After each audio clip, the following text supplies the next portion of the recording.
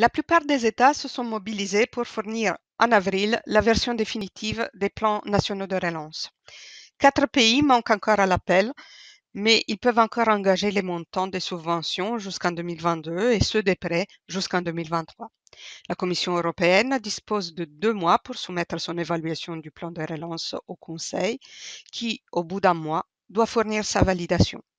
Puis débutera la phase de paiement qui s'étendra jusqu'en 2026. Aussitôt validés par le Conseil, les plans peuvent bénéficier d'une avance de 13% au cours de cette année. Ensuite, 8,7% du montant sera versé chaque semestre. À partir de 2028 et jusqu'en 2058, ce sera la phase de remboursement. On pourrait penser que l'ambition du plan de relance de soutenir la reprise trouve ses limites dans ce calendrier par étapes semestrielles très étalé dans le temps. Mais ce serait ne pas prendre en compte le fait que la monnaie est fongible et que la date du versement est peu significative pour des pays ayant un bon accès au marché, ce qui est garanti par l'action de la BCE.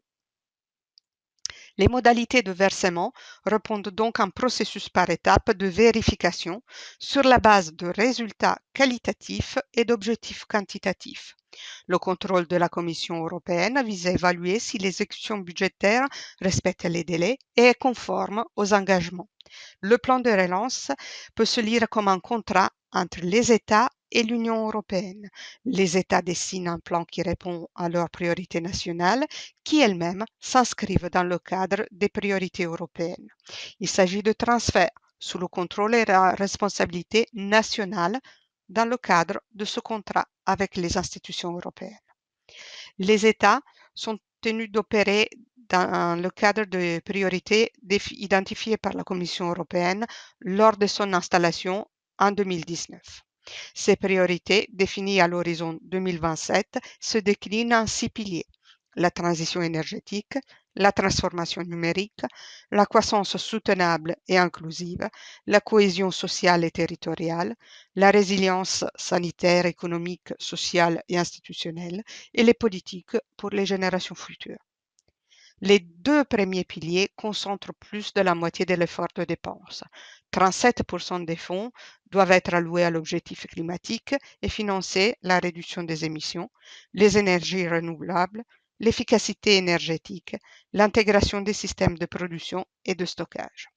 L'objectif de la transformation numérique concentre 20% des fonds pour la digitalisation des administrations publiques et la fourniture de services publics numériques, l'amélioration de la connectivité, l'augmentation de la vitesse et la baisse des coûts des réseaux, la recherche et développement, l'intégration du numérique par les entreprises, notamment les PME, et l'amélioration des compétences digitales des citoyens. Le restant des fonds doit être destiné à des projets de renforcement du marché unique, d'amélioration de la productivité et de la compétitivité, à la mise en œuvre du pilier européen des droits sociaux, à l'amélioration des politiques d'accompagnement de l'emploi, à la sécurisation des chaînes de valeur et des infrastructures critiques. Le plan se fonde sur un diptyque investissement-réforme. L'investissement doit s'accompagner des mesures nécessaires pour garantir le meilleur environnement économique, soit des incitations pertinentes, la levée des entraves administratives, juridiques et organisationnelles, la facilitation de la participation du secteur privé. Les réformes doivent répondre aux dernières recommandations adressées par la Commission et le Conseil aux pays dans le cadre de la procédure sur les déséquilibres macroéconomiques en 2019 et 2020. Elles font l'objet, tout autant que l'investissement, d'un processus d'évaluation et de validation des progrès par étapes préalables au déblocage des fonds. Le programme d'investissement s'annonce donc ambitieux, mais on sait qu'il est facile d'augmenter rapidement les dépenses courantes et qu'il est plus difficile de mettre en œuvre rapidement l'investissement.